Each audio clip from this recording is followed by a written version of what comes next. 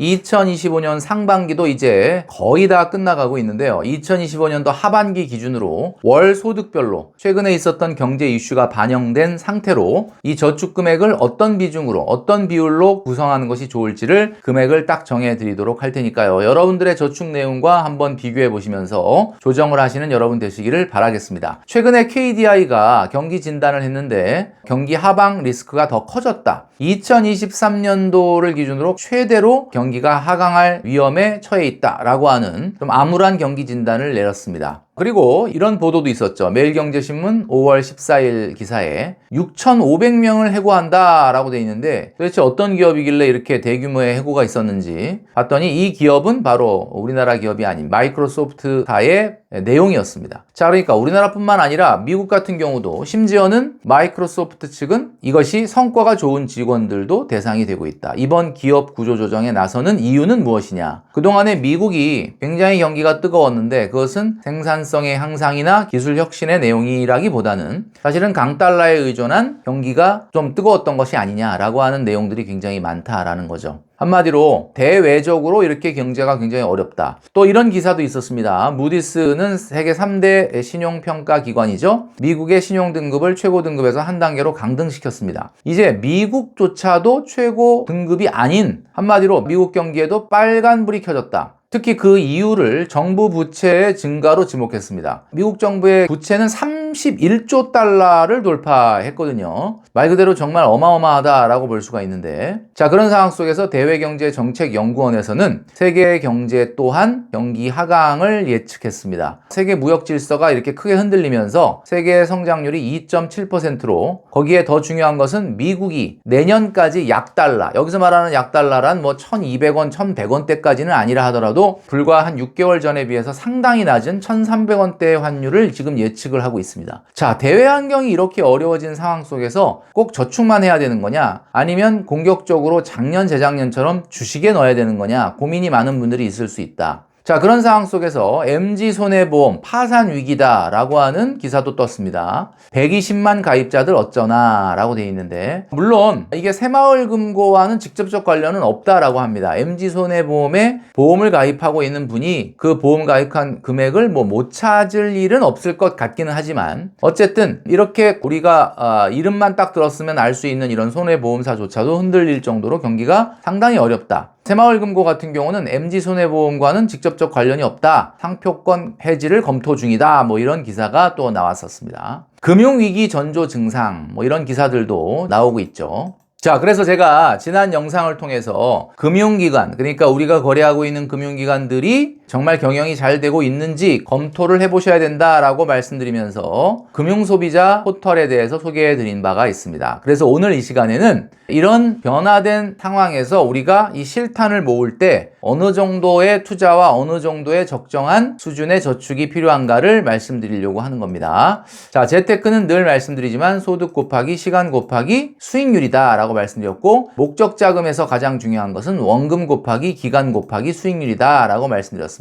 얼마 전에 워렌 버핏이 은퇴를 했죠. 버핏이 주주들에게 보낸 편지 중에 이런 내용이 있었습니다. 인생을 살면서 가장 중요한 것 3가지를 꼽자면 첫 번째는 지속적인 저축이다. 자, 이거 필쌤이 하는 얘기가 아니라 워렌 버핏이 한 얘기입니다. 워렌 버핏은 투자자 아닌가? 라고 생각하시는데, 물론 투자자이지만 투자자 이전에 현인이고 기업가입니다. 이분이 첫 번째로 내세웠던 것은 투자가 아니라 지속적인 저축이다. 제가 말씀드렸죠. 원금이 제일 중요하다. 자, 두 번째는 순풍을 타는 힘이라고 했습니다. 여기서 말하는 순풍을 타는 힘이라는 것은 파도에 쓸려갈 거냐 아니면 파도에 올라탈 거냐라고 말씀드렸던 그 내용이겠죠. 세 번째는 중대한 실수를 피하는 것이다 라고 얘기했는데, 이 중대한 실수란 바로 게임에서 탈락하거나 영구히 퇴출될 정도의 치명적 실수를 하지 않는 것이다 라고 얘기했습니다. 자, 이게 무슨 얘기일까요? 결국 투자보다도 우선돼야 되는 건 저축이고, 저축에 충분한 능력이 되고 그때 분산 투자해서 투자를 해야 어떤 위험이 왔을 때 그 게임의 룰에서 탈락되지 않을 수 있다. 그런 치명적 실수는 단 한 번에 인생을 망가뜨릴 수 있다. 이런 경고를 하고 있는 겁니다.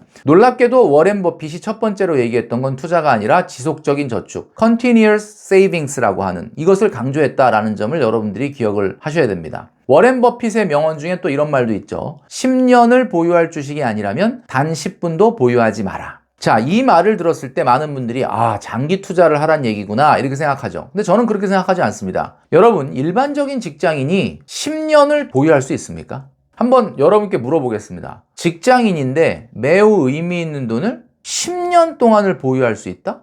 그 사람은 과연 결혼 안 할까요? 집 안 살까요? 이사 안 갈까요? 어떻게 그렇게 큰 금액을 10년 동안 보유할 수 있었을까요? 그것은 결국 굉장한 여유 자금이 있거나 아니면 대주주인 경우 말고는 없을 것이다. 결국 워렌 버핏은 10년을 보유할 주식이 아니라면 10분도 투자하지 말라라는 말 속에 10년을 주식 투자하라는 것이 아니라 어설프게 할 것 같으면 주식이라는 건 쳐다도 보지 말라, 이런 경고성의 의미로 우리는 이해해야 된다라는 이야기입니다. 제가 과거 영상에서 소득별 적정한 저축금액을 말씀드린 적이 있었습니다. 지금 보여드리는 이 내용이죠. 가장 중요한 건 수익률이 아니라 원금입니다. 제가 지금 말씀드리고 있는 이 원금을 앞으로 어떤 비중으로 적절히 저축을 하는 것이 좋을지 지금부터 말씀드리도록 하겠습니다. 자, 지금 보여드리는 표는요, 미국 주식에 2022년부터 23년까지 투자를 하셨던 분과 그 이후에 투자한 사람들을 나눠놓은 겁니다. 다시 말해서 22년도와 23년도부터 미국 주식을 투자했는데 그 주식을 아직도 갖고 있는 분이라면 상당히 많은 수익이 났겠죠. 다만 최근에 미국 주식이 약간 조정을 받긴 했지만 그 조정 때문에 수익이 마이너스가 나지는 않았을 겁니다. 자, 24년부터 미국 주식을 샀던 분, 이분들 중에는 플러스도 있고 마이너스도 있을 수 있습니다. 자, 그리고 25년부터 투자하셨던 분들도 마찬가지. 굉장히 미국 주식이 크게 조정을 받았던 전에 투자를 하셨던 분이라면, 연초에 투자가 시작됐던 분이라면 마이너스일 거고, 최근에 투자가 됐던 분들은 플러스일 겁니다. 자, 그렇다면 이 세 가지로 나눈 기준이 뭐냐? 우선 여러분 아시겠지만 2022년부터 23년도부터 미국 주식을 투자했던 분들 같은 경우는 지금부터 미국 주식이 올라야 됩니다.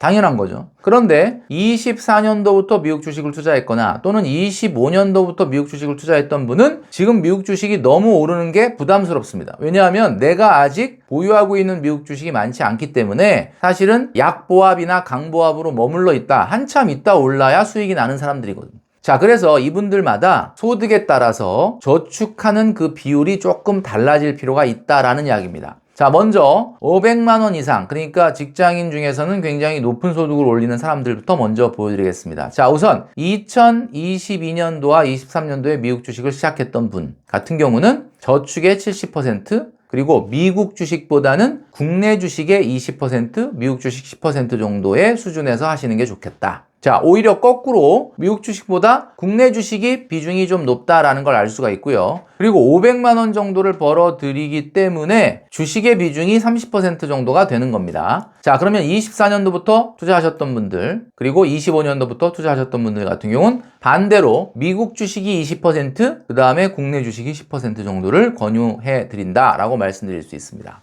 자, 다음 400, 500, 그리고 300, 400, 그리고 그보다 소득이 낮은 구간은 기본적으로 자, 지금 보여드리는 대로 이런 비중을 말씀드릴 수 있습니다. 500만 원보다 소득이 좀 낮으니까 저축 비중이 75대 투자가 25. 300, 400 구간에서는 저축 비중이 80, 그리고 투자 부분이 20%.